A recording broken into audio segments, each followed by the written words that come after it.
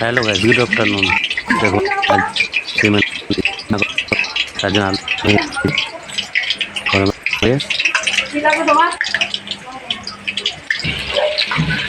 আলু ভাজা হয়েছে। লাল করে আলুটা ভেজে নেব। লাল করে আলুটা ভেজে রাখার পর উঠিয়ে নেব। সামান্য একটু নুন দিয়ে দেবো, কিন্তু তাহলে আলুটা ভালো ভাজা হবে। আর এদিকে মশলার জন্য আদা রসুন পেস্ট করে নিয়েছি, কাঁচা লঙ্কা চিড়ে নিয়েছি, শুকনো লঙ্কা বেটে নিয়েছি, পেঁয়াজ কুচি বেটে নিয়েছি, আর এদিকে একটা পেঁয়াজ গোটা পিস পিস করে নিয়েছি, আর কিছু গোটা রসুন আর টমেটো বেটে নিয়েছি। তো দেখতে থাকুন আমি কীভাবে রান্না করি। আর পেঁয়াজ কুচিয়ে নুন মাখিয়ে রেখে দিয়ে জলটা বেরিয়ে যায়। জলটা বেরিয়ে গেলে মিষ্টি ভাবটা থাকবে না। আর এখানে মাংস ধুয়ে নিয়েছি, আলু ভাজা হয়ে গেছে। এবারে ফোড়নটা দিয়ে দেবো। ফোড়নে দিয়ে দেবো জিরে, তেজপাতা, শুকনো লঙ্কা, গোটা গরম মশলা, সামান্য জিরে, সামান্য চিনি। তো ফোড়নটা একটু লাল লাল হয়ে গেলে তারপর কুচিয়ে নুন মাখানো যে পেঁয়াজটা সেটা দিয়ে দেবো। এই জলটা কিন্তু ফেলে দেবেন, জলটা কিন্তু কেউ দেবেন না। দেখুন মশলাটা আমার করা হয়ে গেছে, এটা একটা দিয়ে দেবো। এবার পেঁয়াজটা বাদামি কালার করে ভেজে নেবো।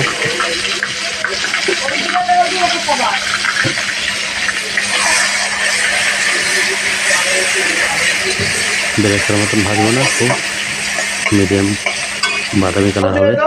ব্যাস, বাদামি কালার হয়ে গেছে। এবার দেখুন পেঁয়াজটা কত সুন্দর। এতে আমি সামান্য নুন আর পরিমাণ মতো লবণ অ্যাড করে দেবো।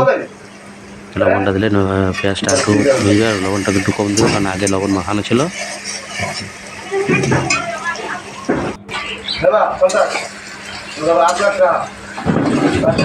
পেঁয়াজটা ভাজা হয়ে গেছে, দেখতে থাকুন। এবারে মশলা অ্যাড করে দেবো। আদা রসুন পেস্ট, লঙ্কা গুঁড়ো, কাঁচা রসুন, লাল লঙ্কা পেস্ট সব মিশিয়ে দেবো।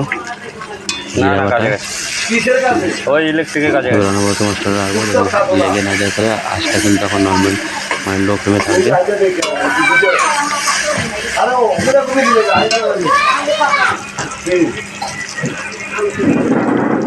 মশলা থেকে তেল ছেড়ে দিয়েছে। এবার টমেটোটা অ্যাড করে দিলাম।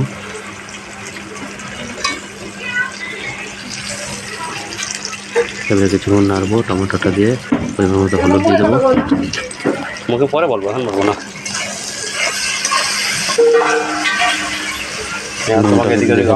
যদি লাগে নুন একটু দেওয়া যাবে। মশলা প্রায় কষা হয়ে গেছে, মশলা থেকে তেল ছেড়ে দিচ্ছি। দেখুন মশলা যখন পুরোপুরি তেল ছেড়ে যাবে তখন মাংসটা ওই কেটে রাখা যে চৌকো চৌকো পেঁয়াজ রেখেছিলাম সেই পেঁয়াজটা দিয়ে দেবো। মাংস দেবো একসঙ্গেই।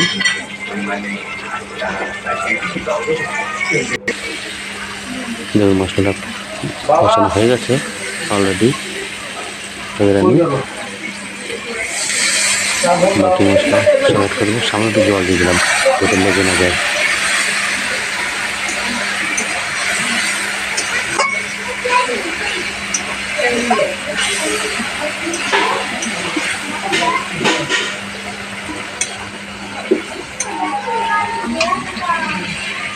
আপনারা এইভাবে রান্না করতে পারেন আমাদের উপরে।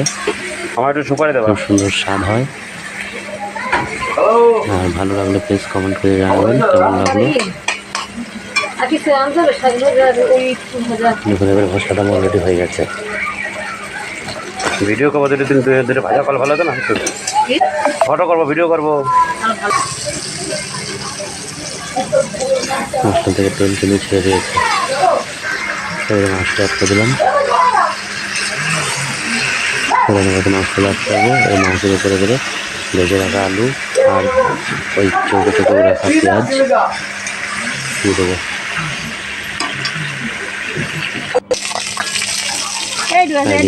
মাছের মাথা ভাজা হচ্ছে, মাছের মাথা আলাদা পিস ভাজা হচ্ছে। এই মাছের মাথা রান্না, মাছের ঝোল আলাদা রান্না করা হবে, আর লাল শাক ভেজে রাখা আছে, লাল শাক রান্না করা হবে। এখানে যেন রাঁধুনি রান্না করা হচ্ছে। তাকাও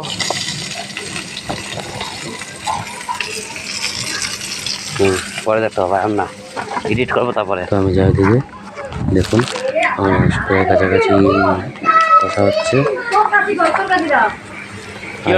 কচুরলতি ওটাকেও ফ্রাই করা হচ্ছে, ওটা চাপানো আছে, ওটা রেখে দিচ্ছি আপনাদেরকে। প্রত্যেকে কেমন আছে জানাবেন।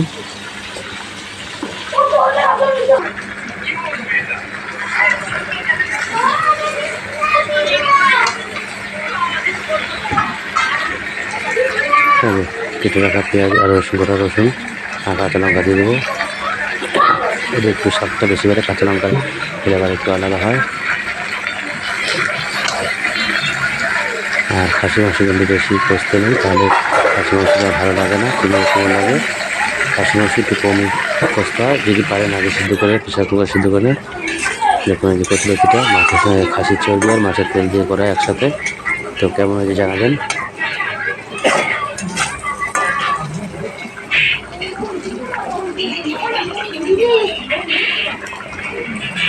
দেখুন কালারটা কত সুন্দর এসছে। তো কার কেমন লাগলো আমার এই রান্না সবাই কমেন্টে জানাবেন। ওকে, টাটা।